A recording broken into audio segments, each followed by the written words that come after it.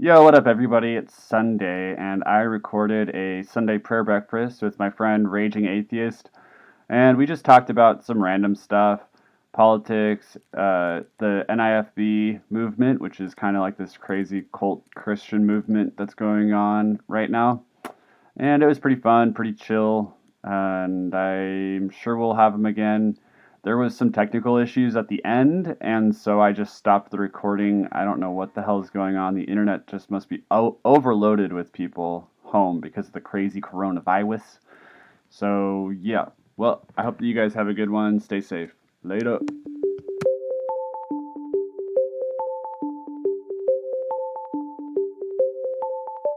We have come here to expand all minds.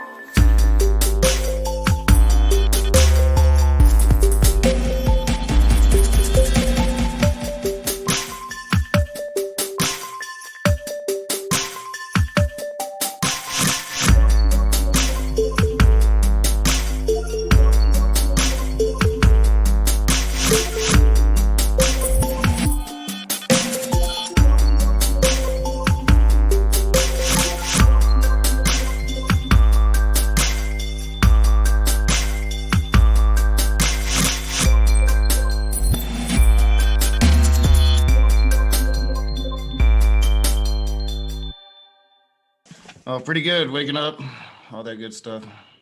Yeah, me too. But you're 3 hours ahead of me, so Oh yeah, yeah, yeah. I've been up for about 3 hours probably. yeah. I'm calling this the Atheist Prayer Breakfast. Oh, that's awesome. Yeah, I'll have to. I'll get a link for it and put it on my Discord Cool, man. once we're over. Yeah, right now I'm going live on a new Facebook page that I just started. All right. I'm kind of like doing a new YouTube thing, and I don't know, like I just started a YouTube page called The Modern Atheist, but I've had this podcast for a long time. And I just like didn't, I've kind of sucked at doing this on the podcasts on YouTube. I've been terrible with it. Yeah, I'm the opposite. I'm Figured I terrible should at doing just start Facebook. a different thing for YouTube. Really? Yeah, Yeah. yeah. So yeah, dude, the reason why I wanted to talk to you was because I thought it would be fun to talk about the NIFB movement. That's Oh yeah, it's one of my favorite topics. I bet I kind of figured it would be. That's why I wanted to talk to you, because I didn't really want to talk to them, to be honest with you. Yeah, I don't blame you. And Matt's trying really hard to get new people to talk to, so I wouldn't recommend it. Oh no, I would have a really hard time. I would do a face to face, and then it. Yeah, and then he'll butcher you and cut it all to crap, which is Yeah, that's something he does. I don't think that I've noticed the other people doing it. The other people seem a little more firm in their faith that they can rely on their own arguments and not butcher you.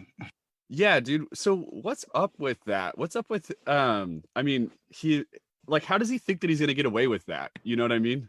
Yeah, well, and he admits it freely. So, like, he'll admit to like quote mining. He admits to the editing. He says it's all for Jesus to bring more people to Jesus, so it's okay. He's able to rationalize it, and even though I haven't noticed the others doing it. I haven't noticed Steven Anderson or Jimenez or any of those other guys doing it. They all support him, and they've raised him, so they obviously like the technique.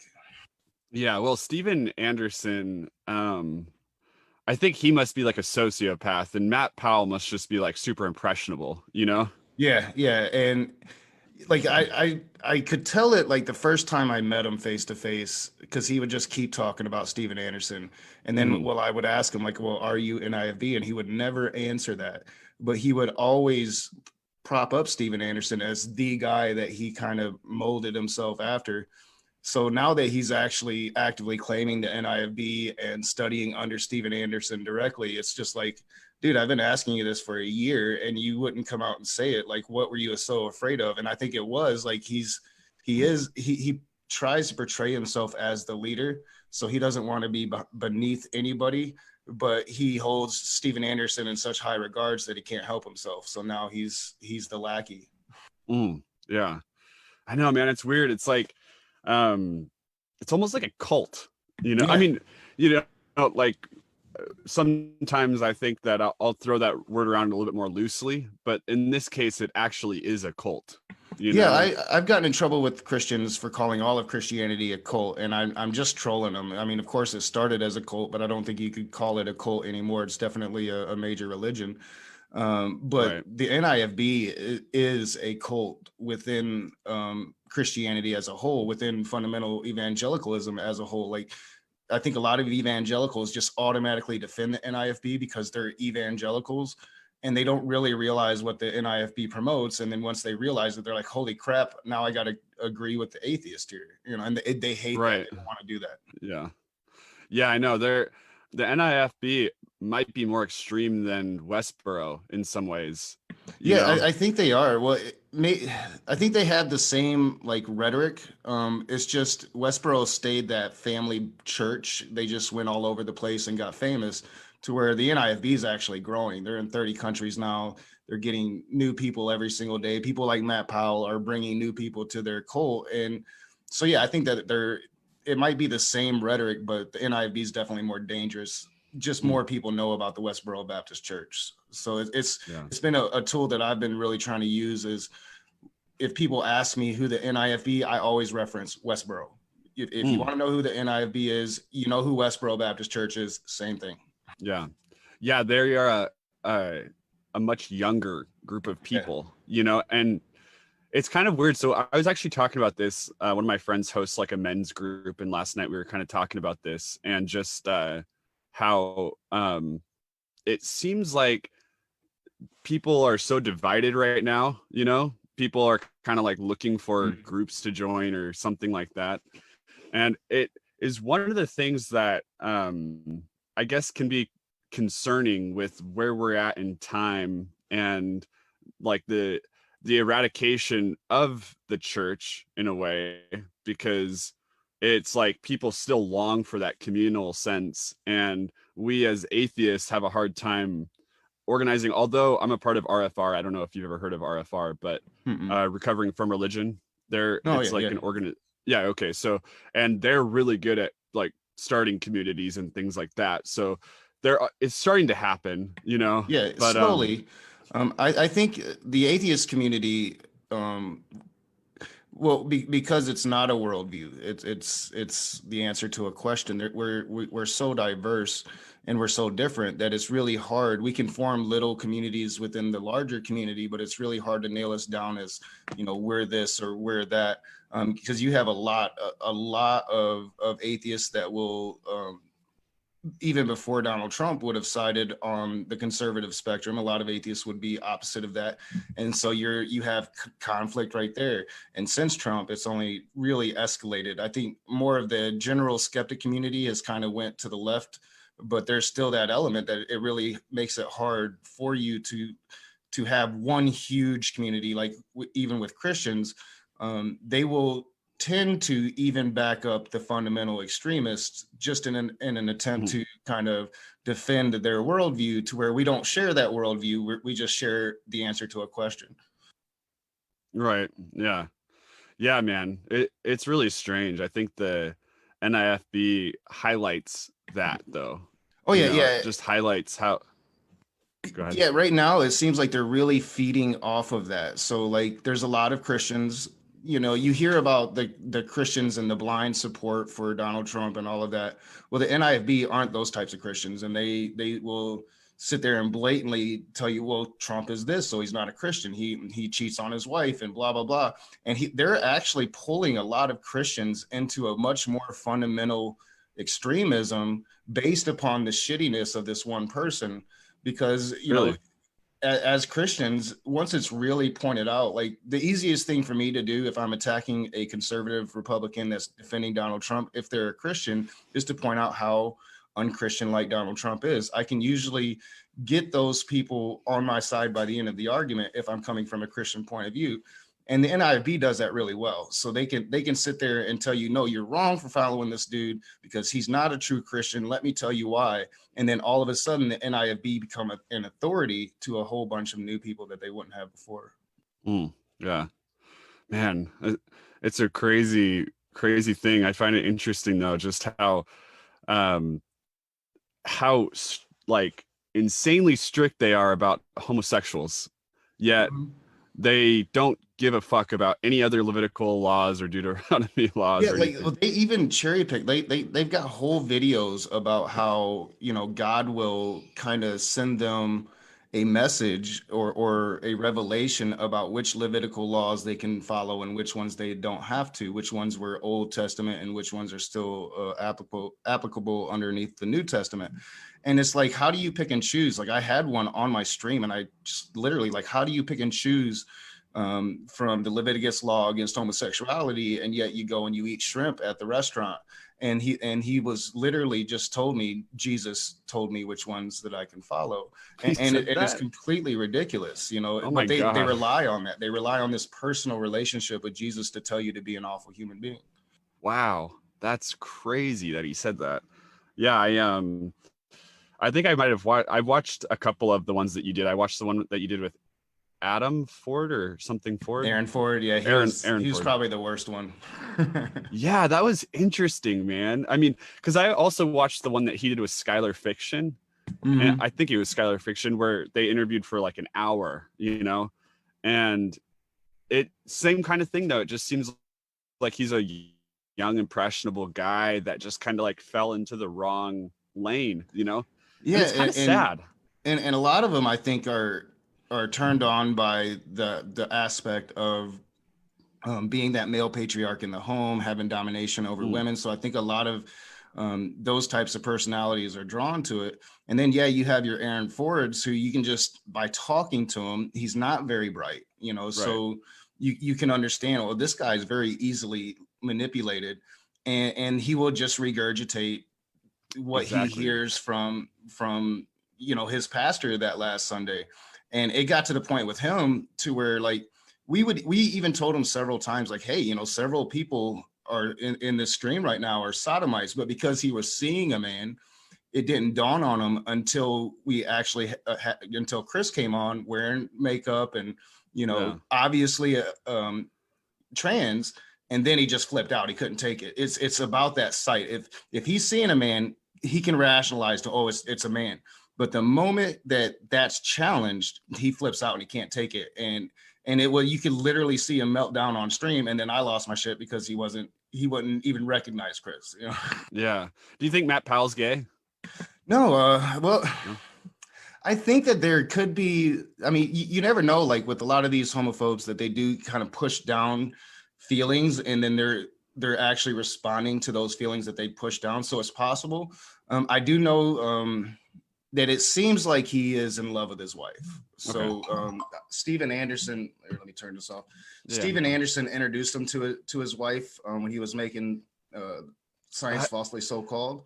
I'm sorry, I got to interrupt you. The idea that Steven Anderson has the hook on a lady. Yeah. Oh yeah. You Yeah. know what I mean? When I was It's watching like, it, because Matt just put out a whole like 17-minute video about how they fell in love and stuff, and it was like, Steven Anderson is playing matchmaker with right. Matt Powell, but and it's almost like Steven Anderson was purposefully doing it to hopefully reel Matt Powell into Arizona, and it worked.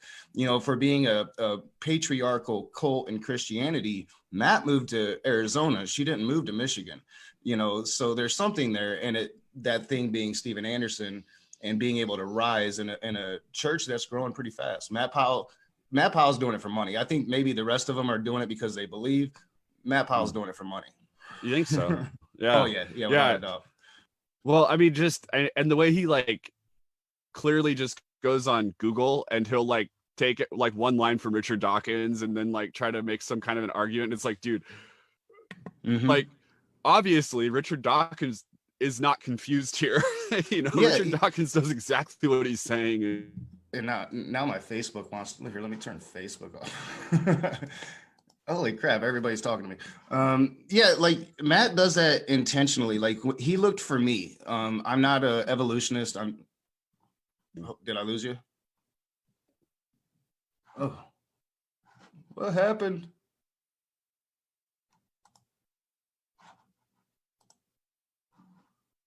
Oh, I lost you. Maybe I shouldn't have turned Facebook off. Yeah. No, you're okay.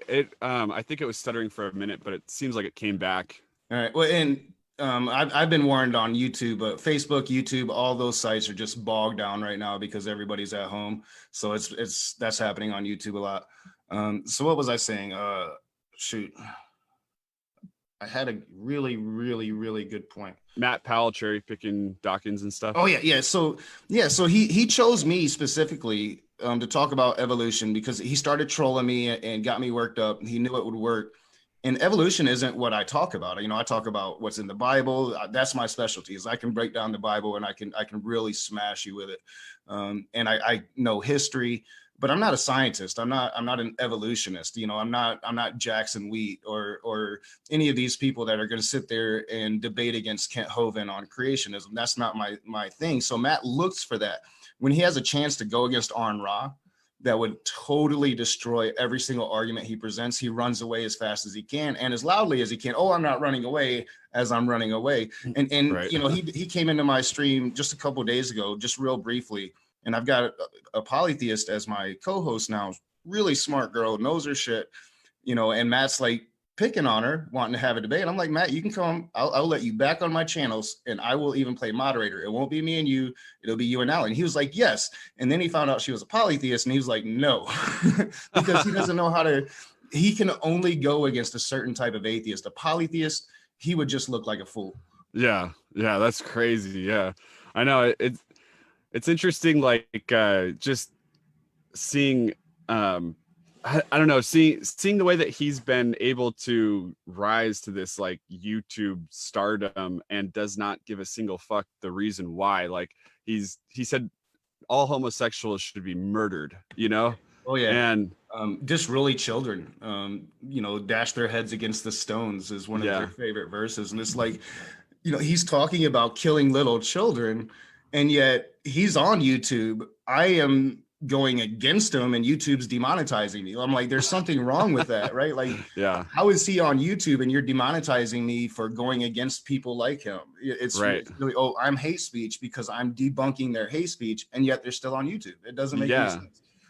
Well, and the importance of people like you, like people that are willing to engage with people like that. Because like I said, I'm not really willing. It's the same thing with like a presuppositionalist. Like if someone wanted to set up a debate with me and like a presup, I'm not even interested. You know what I mean? It's just not even. I walked into my first encounter with Darth Dawkins, not knowing Darth Dawkins, not knowing who he was, not knowing his presup, and it was brutal, man. I mean, I even had Steve McCrae like, dude, that was awful. I haven't seen Darth Dawkins win too many of these, and he won that one.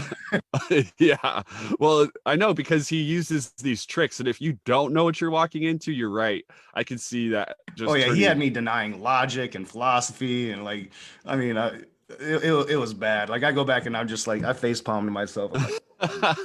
Well, I mean, the thing is though, is if you're not really familiar with philosophy and you're not really familiar with like, just like all of the logical terms and, the different analytics, I guess, of philosophy, what are you going to do? And he just uses that to his advantage, that the average person doesn't really understand philosophy, like to the extent that he thinks he does, because he doesn't actually understand it, and I think he did the same thing like Matt was doing. He's looking for those people that don't understand philosophy, because now, I've been hanging out with Dragnot and Sock Account and all these dudes that do know philosophy. They talk to I can't remember his name, but really popular philosopher on here on YouTube. And so now that I have a much better and cleaner grasp of the philosophy, and I can even, dictate the definitions of my atheism. Well, philosophically, I would be an agnostic, but I answer the question, do I believe in a God? No. And now Darth Dawkins isn't coming around anymore. He doesn't want, he understands philosophy now. Let's find somebody else to, and the NIFB and especially Matt Powell does that same exact thing. They don't want Arn Ra. They don't want Jackson Wheat. They want, Joe Schmo, who's got 200 subscribers. Right. Yeah, I know. That's a dangerous concoction, because I would never do that to a Christian. You know what I mean? Me neither. I would never like find like someone that, you know, like I'm a Christian, but doesn't even go to church on Sundays, doesn't read the Bible, doesn't do all that stuff. I would never invite, doesn't study evolution. I would never invite someone like that on to here just to like pounce on them and like tear apart the Bible and, you know, try to, that's so douchey. I mean, we were doing it kind of with Sky Out just because he's like this Christian, and it was like really fun. And it got to the point, it was like, this is just easy. Like, this isn't even fun for the audience because I'm not even being challenged, and that's what they want. You know, I'm thinking about right now, setting up a stream with Converse Contender. I'm going to reach out to him, and you know, he's one of the smartest Christians I've ever come across. And so I'm just like, dude, what I want you to do is come into my room with something you think I'm not prepared for, that I've never heard of. And I want to have that conversation in that situation. And then a month later, I want to bring you in after I've studied that topic, and let's do it again and see the differences in the conversation. Christians aren't willing to do that. They don't want to learn. They want to be stuck right where they're at. Yeah.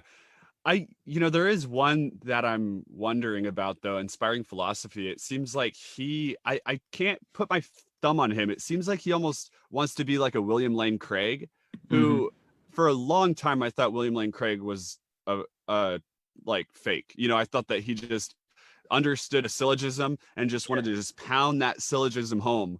And then I started to like, I know some people that actually know him, and they're like, no, he is 100% authentic, but he just understands debate really well. So he'll just like use that to his advantage, but he's a 100% authentic Christian. So I feel like Inspiring Philosophy is like that. He's like 100% a true Christian. He really believes it. And I don't know if maybe in his heart or whatever you want to say, like that he questions it, and that's why he's like trying to understand and then fit science to his narrative, you know, like he tries to go out there and really break down quantum mechanics and then try to like maneuver it to make it fit his narrative, whether he knows that he's doing that or not, you know.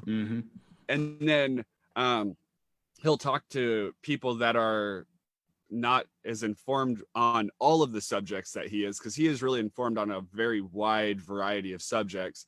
But then he'll talk to people that aren't as informed, and he's able to like really make a really good argument. And I feel like he can transition people over to that side pretty good, because people don't know such a wide variety of things.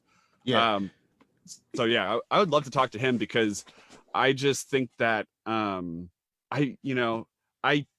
understand a lot of stuff that he's talking about, and he's not using it right. He's not. I've tried, and I know Skylar Fiction has tried to have a debate with him, and now he's on this thing about he won't talk to people under 10,000 subscribers, but really it's 50,000 subscribers.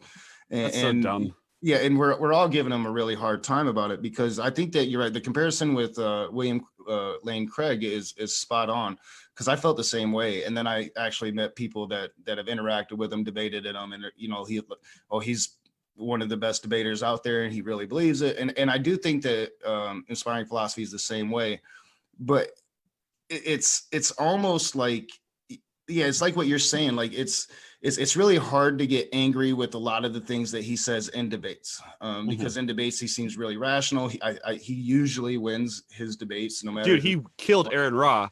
I thought he really smashed Matt Dillahunty on that Modern Day debate recently. Yeah, me too. Yeah, man, that was crazy. He's able to really exploit bad arguments, and if you understand argumentation, like from a philosophical standpoint, like what an argument really is and how to do a proper argument, then he can just kind of manipulate that.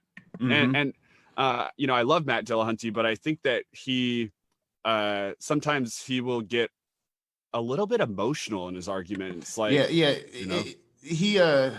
think he definitely has some of that rage, and it comes out, especially if he's talking like really stupid people, and he has to like bring himself to talk down to the person. I think that really is when it comes out to him. But like when he's going up against like a person like Inspiring Philosophy, who does understand the nuances of debate and philosophy and is going to tear apart your arguments, it's going to be really hard to defeat a person like that, which is why, like me personally, I would never want to go against Mike Jones, Inspiring Philosophy. in a debate, because he will rip me apart. What I want to do is look at his channel.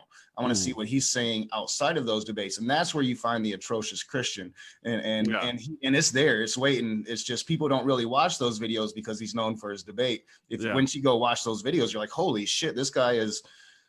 I mean, he's out there. Like, he's got some of the same crazy that Matt Powell does. Well, if I was going to debate him, and I'm not really a debater, so I don't know if I would debate him. But I'm getting better at it. Yeah. So if I was going to debate him, I would set up the tenets of the debate like so strict and so extreme. You know, it would have to be like, not does God exist? It would have to be like, does the Christian God exist? Yeah. Or does the fundamental Christian God exist, or something? You want to get really specific with a person like him. Because he's so slippery.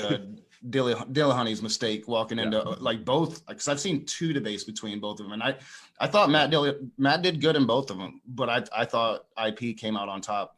Yeah, me too. Well, I mean, because like Matt is probably one of our best on our side of the fence, going out there and doing these debates.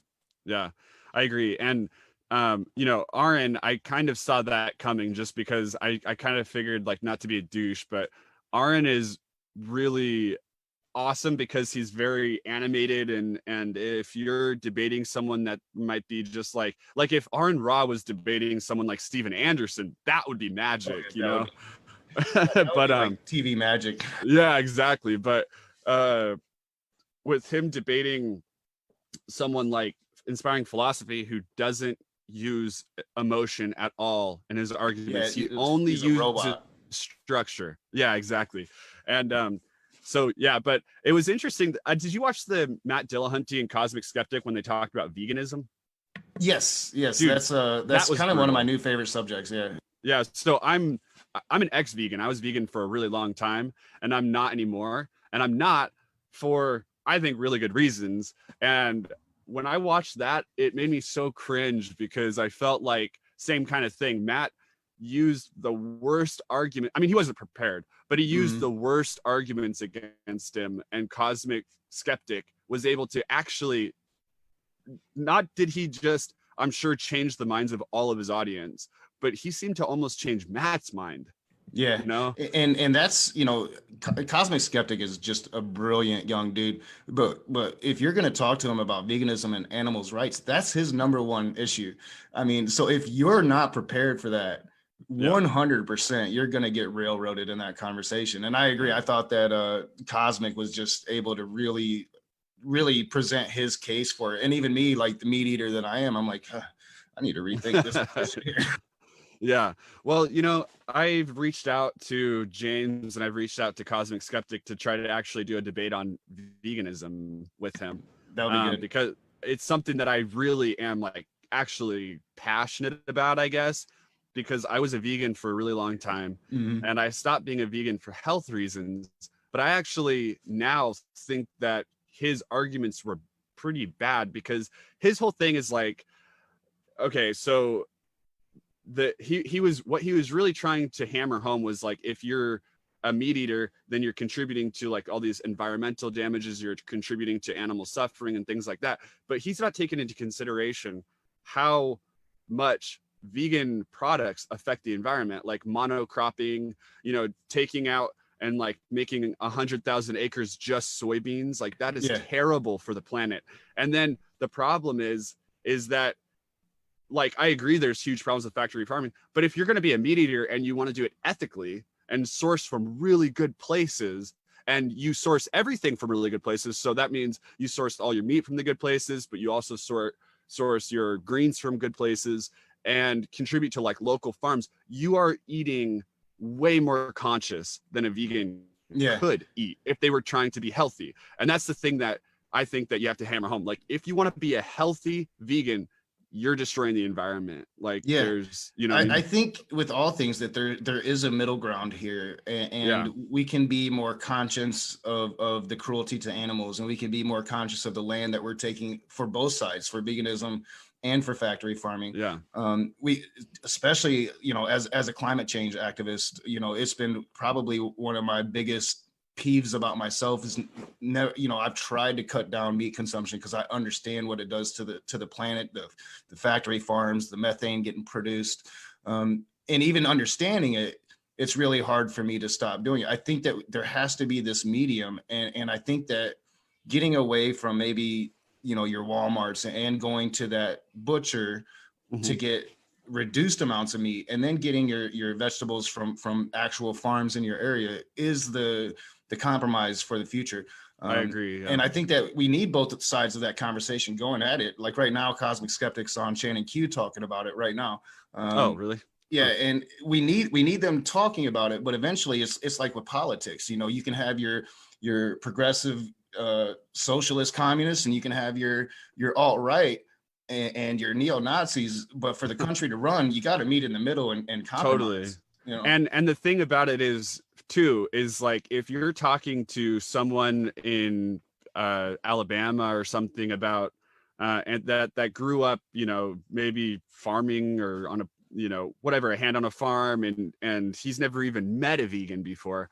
If you're like, oh dude, you should stop eating meat, it's destroying the planet, they're gonna say, what the fuck is wrong with this hippie?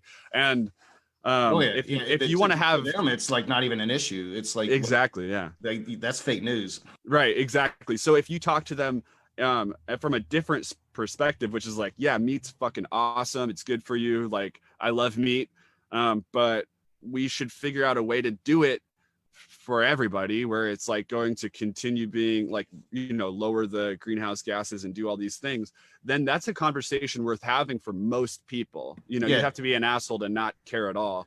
Yeah, and even your southern, especially now after coronavirus, I would have to assume that more and more of those really southern, stuck in their culture people that aren't willing to look outside of the box are starting to look outside of the box right now and saying, hey, this planet is fucked. If we don't do something, you know, this is just going to get worse and worse. Yeah. So how's the coronavirus thing? How are you handling it? I mean, just to kind of go. We've been inside for 2 weeks. We actually took a walk last night, and it was our first time like really going outside. And I did it at night when I knew nobody. It was like 10:30. Like nobody's going to be outside right now. I'm handling it well because I have this. You know, this is my passion. Even when I'm working, I'm spending most of my time doing this. My daughter, on the other hand, it's nice outside. She wants to go outside and play, and I'm like, nope. So that's been the main struggle so far. And some parents are doing it. Like we were talking about it the other night on the show. You know, I've noticed like, you know, kids will be outside unsupervised playing with other kids, and it's fine because kids aren't getting the disease, but they can be carriers. And people just don't seem to understand that those children, while, you know, and some children are getting it, but while they're safer than the rest of us, that they can be carriers. You're mixing them, and then the disease is rampant. So I wish people were maybe a little more conscious of just the little things that they're not even thinking about in their quarantine, but at the same time, 2 weeks and we're already stir crazy. So yeah, I don't know. I think it's I've lost family members already because we're on Facebook fighting. So I think that it's going to make maybe some situations worse, and other situations, hopefully, you know, people will start to see like you know, Bernie Sanders universal health care. Maybe Joe Biden isn't the guy. It's not too late. We can still turn it around. I think people are starting to see that. So I really hope so. Yeah, that was like I did a podcast a month ago when this was really first starting to get out of China, and there wasn't any cases really here, but that was like the main like topic of the podcast is like, look, if this thing breaks out, we're going to see really fast how faulty this system is. Oh yeah. You know? And I think we are. And even conservatives are like, you know, I mean, they know that they're not gonna be able to go to the doctor, you know, like just because you have health insurance, for one, if you're getting laid off, do you still have that health insurance? And for two, even if you have that health insurance, if the hospitals are overrun, are you going to be one of the people being seen? Nobody knows that. And I think that, you know, you have your adamant Trump defenders. A lot of people seen that he dropped the ball on this. So a lot of people are he doesn't really think so falling into the bullshit, you know? I hope. Yeah, I agree.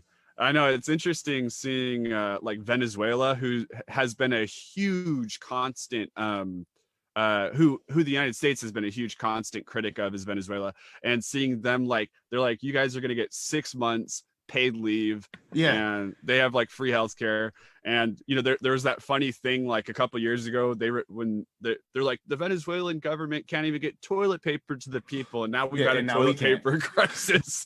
And it's really funny because Venezuela is that one country that they always prop up. Socialism sucks. Look, it fails. And I'm like, well, you obviously don't understand socioeconomics or the role that the United States have played in that disaster over the last 40 years. So you clearly, so many countries, we've destroyed every country that's even said social. They say social. Like the imperialism of the United States, it's probably like the most in history, and it never gets talked about. Like we're all over the country killing people, or all over the world killing people, and yet we're home of the free. No, we're fucking colonialists, just like we've always been. Yeah, I know. I made a post about that too a while back, just because everybody was ragging on like Cuba and Iran and all this stuff, and I'm like, just so you guys know, we have been like literally sanctioning these countries and not allowing them to grow economically. Like, you guys say that they're, oh man, I would never want to be a country like this because their economics are so terrible and whatever. And it's like, yeah, but we did play a role in that. I mean, between America and China, pretty much forcing our currency on the rest of the world, embargoing, blockading, propping up this dictator over this one, what happened in Venezuela, I think if people actually just really looked at it and really studied the history of it, then it's very easy to see, hey, this is what's exactly wrong with the American government and what we're doing on a foreign basis, on with our foreign affairs. Not to say that we're still not a great country and people we're more free than we've ever been in the history of the world. We're still colonials, and our government is acting as such. And to pretend like we don't have an impact on these countries, we have an impact on every country, whether you want to admit it or not. We are the most powerful empire in the history of the world, and China's right there with us doing the same exact thing. We call them out for doing it and ignore what we do. Right. Yeah, I know. And that is kind of an interesting false dichotomy. Like, people think that we can't be the best country in the world and have room to grow. We can be the best country in the world, and we can still grow to be a better country. It doesn't need to be one or the other. And then if you really study it and look at the metrics, and you realize we're not the best country in the world. Like, we have like the 30th shittiest healthcare system, like probably the shittiest healthcare system in the modern the world, civilized world. Our education system is shit. Yeah, our wealth inequality gap, our gap between men and women. I mean, it's just all atrocious. You look at our history with slavery, what's still being done to the indigenous peoples on their reservations right now. The Navajos don't have fucking running water in a pandemic. It's crazy what's going on. But it's the hope of America, I think, that's always been the greatness and the dream, and we just haven't realize that hope. It's that old Gladiator movie. There was a dream that was Rome. Well, there was a dream that was America. We're still trying to get there. Unfortunately, we've taken a few steps back the last few years. Yeah.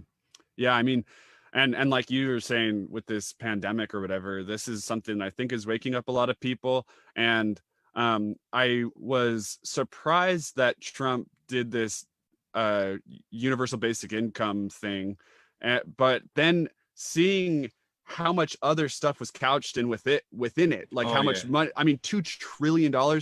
And what happens, I mean, I'm not hating. I know that we really needed a stimulus thing. We did. But there's an argument to be made, they say, it's like, Bernie, what happens how are you going to pay for universal health care? Like I know. $11 trillion. How are you going to, we just came up with $2 trillion overnight. Yeah. And you're going to tell me we can't come up with $11 trillion to fix healthcare? And they're already talking about doing another one next month. And we're probably going to have at least two more to make it through this, So you're going to have another stimulus package, and then you're going to have an economic stimulus package when it's all said and done, because they're going to have to pump money back into the economy to get everything running again.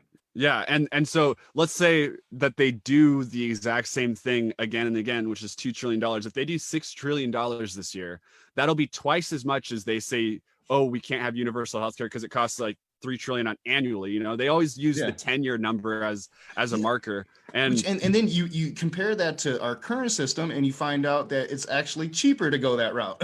Yeah, way cheaper. Like Canada is like the second worst next to us, and they are still half the average per capita than we are, which is just crazy, you know. And they love to use Canada because their national healthcare system isn't like the UK or Japan, France, but still, if you compare them, you talk to the people of Canada, they're like, no, we're not giving up our healthcare. And you talk to the people here, and you're like, oh, I don't have healthcare. So there's this huge difference. But they always prop up Canada. Oh, you don't want to become like Canada. Actually, that would be an improvement.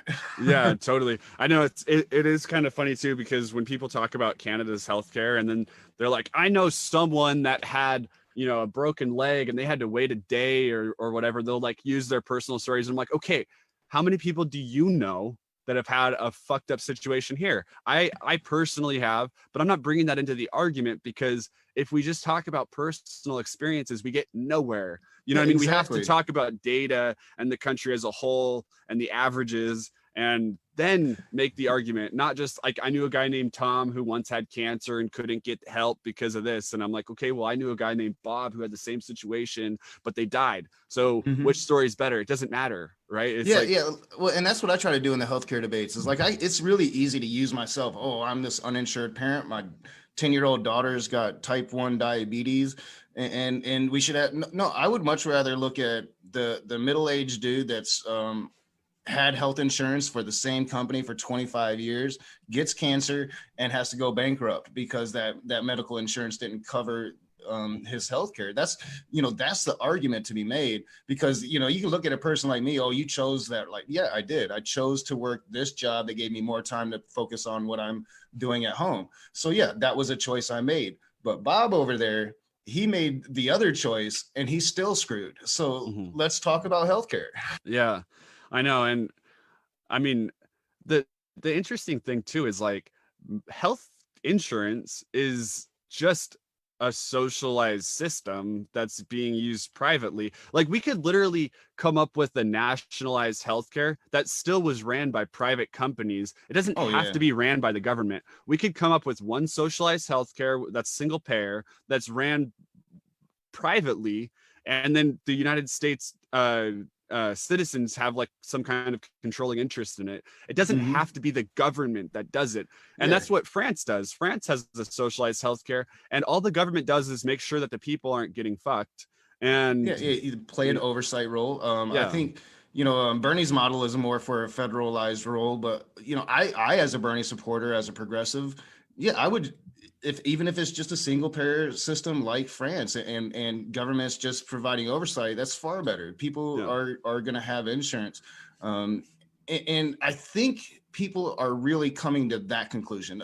They're still going to support Trump, and a lot of them are, we should get back to work. That's fine. Do it all you want. But a lot of those same people that are saying those really stupid things right now are also saying, maybe people should have healthcare. Like, maybe we should really look at even people down in North Carolina that I've been fighting with for the last 2 weeks. I actually deleted quite a few of them last night because they pissed me off. But even they're saying, when it comes to healthcare, like, all right, maybe Bernie's right about that. To where like Joe Biden, he's like all in on Obamacare, and I think we see Obamacare is like really actually helping us fail in this current situation. Oh, totally, dude. The Obamacare, unfortunately, was like, I think that's why half steps are dangerous, taking a half step instead of like doing the whole thing, because it gives ammunition to a failed thing, because it's like, you can't be halfway in, halfway out. It doesn't work. I mean, Trump can legitimately point at how Obamacare is failing in this situation and say, see, it was Obama, it wasn't me. If they would have went all the way the last time, sure, we'd still be having a pandemic. We wouldn't, possibly our hospitals wouldn't have been prepared for it, but every single person in the country would have felt reassured that had they needed to go to the doctor, they could have. And in this situation, like, I was sick for 3 weeks when this first started, when it first, it wasn't here in Michigan. So I felt pretty confident. But even if I thought that I had corona and not just bronchitis like I get every year, not being insured, well, that's a decision now you've got to make. Do I go and get a $2,000 to $10,000 hospital bill I can't afford, or do I stay home and maybe kill everybody around me? Like, it's a decision that nobody should have to make. Had they fixed it when Obama actually had the Congress and the House to do so instead of the half measure, then yeah, it wouldn't even be an issue. We'd at least have that problem solved heading into this, what we're dealing with now. Yeah, I know it's interesting. Weren't you shocked that Joe Biden even had the kind of turnout that he did? I mean, I was like blown away. I was shocked it was Joe Biden. I thought it would be Pete Buttigieg. I did too. That's what I was thinking Yeah. too. Now I kind of wish it was over Joe Biden, because at Me first too. I was like, "There's no way I'm going after that guy," and then once Joe Biden got in there, I was like, "Whoa!" And I think that they're really regretting it. Like, for one, you know, you had the whole the gropey Joe, which has been an issue. Now you have actual legitimate sexual harassment charges against him by a person that worked for him for a number of years. You have him literally forgetting what he was going to say in the middle of press conferences. Gave up on an interview last night. Just gave up in the middle. I'm done. I'm not. This is looking really bad. I'm just going to make it worse. I'm going to shut up. I'm like, Joe Biden actually said, "I'm making it worse."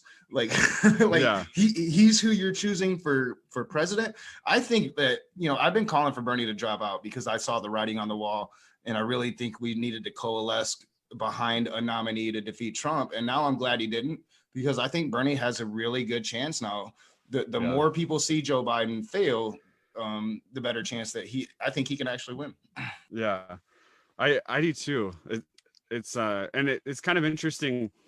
I mean, I don't know what's going to happen now, though, because it seems like this election to continue on right now is preposterous almost, because it doesn't seem like, I mean, I don't know how Trump is going to not win, you know. I mean, because I think people are, it's just too crazy. Like, people are going to have a hard time. I mean, I think that if there like, let's say the coronavirus ended today somehow by some kind of miracle, and and then we continued on, maybe then Bernie Sanders might actually win.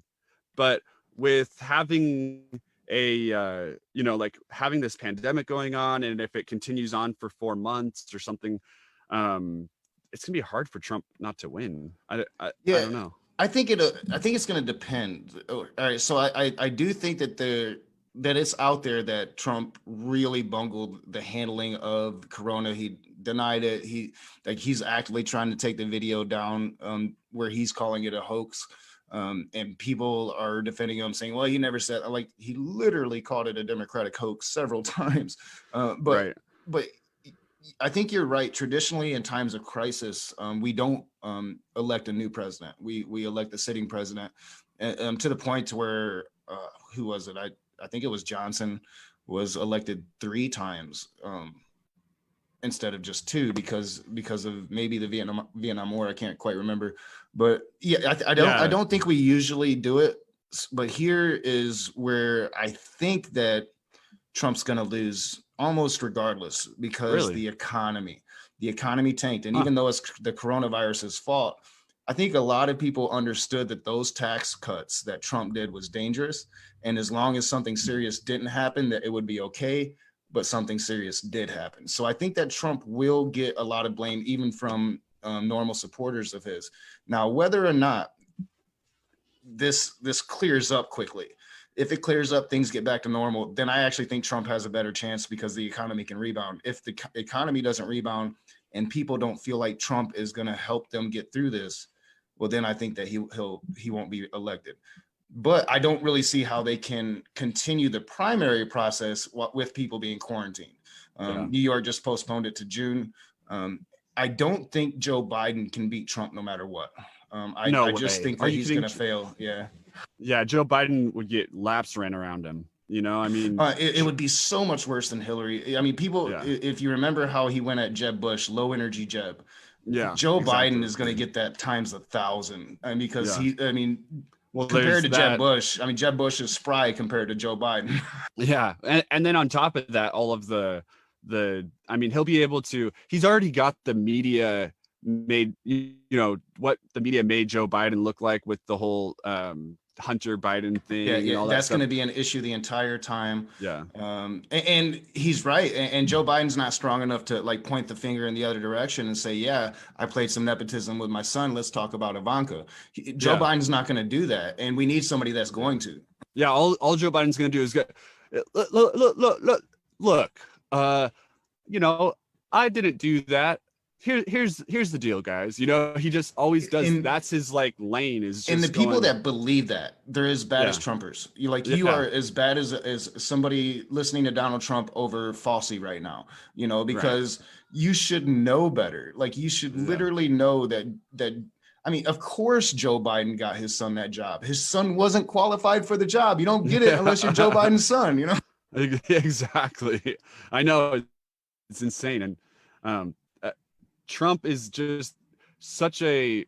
I mean, honestly, he's a really great debater. Because like he's not like a good debater from like what we were talking about earlier with someone like William Lane Craig, where they use like philosophical arguments and things like that. Obviously, he's a great debater for the average Joe who doesn't understand what an ad hominem is, and is willing.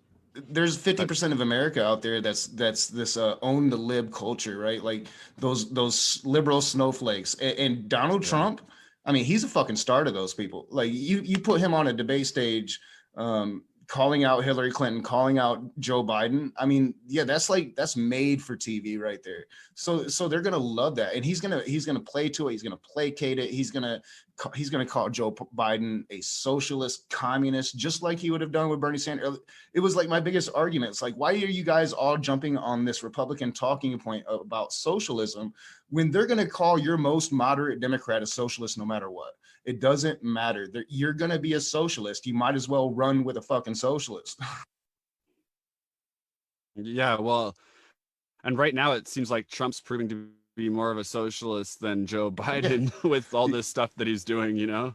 I'll never understand Republicans that, for once, have supported Trump policies and his outrageous spending. He spent more debt than Barack Obama at this point in his presidency by far. All of these conservative Republicans, I grew up conservative Republican in North Carolina. You're supposed to care about fiscal responsibility. And that's like cardinal sin number one if you're a conservative, and yet they're all behind him. They're all supporting it. Every single one of them are supporting this UBI bill, which I support. We needed. I think it could have been a lot better. It could have been a lot worse than it was to begin with. But every single one of them are supporting it. Every single one of them are like, hey, if you take the check, guess who's your president now? Like it's his money he's sending us, not our own. Right. Well, and then the funny thing about that whole thing is like, yeah, if Trump starts adopting all the policies that I like, yeah, I'll vote for Trump. I don't give a fuck. If he comes out tomorrow and he's like, oh, we need a socialized healthcare system. We need to, you know, and I'll be like, okay, cool. I'll vote for him. I don't even care. I just want someone that's willing to fight for the people. And if he comes out tomorrow and like changes all of his policies to policies I agree with, then I'll support him. Like this is just a policy that I agree with. I agree wholeheartedly. I'm an issue voter. I don't care that he fucked porn stars. I don't care about any of the things he says on Twitter. I do care about his racist shit, but if he's going to change course, I'm sure that would change course as well. If he's going to come out with policy that I would support him. The problem is he just doesn't. Yeah. But it's possible. Yeah, I know. The thing with Donald Trump, that dude is. I mean, that's obviously not a realistic scenario. And I think it could be. Like, I honestly think that if Donald Trump thought it would be more beneficial for him to go progressive, that he would do it. He would just flip on a dime, and then Republicans would go with him. And this is where we had technical issues. So sorry about that sudden drop there, but I hope that you enjoyed the conversation up until that point. And if Trump becomes a socialist and, you know, starts being a good person, maybe I will vote for him. Who knows?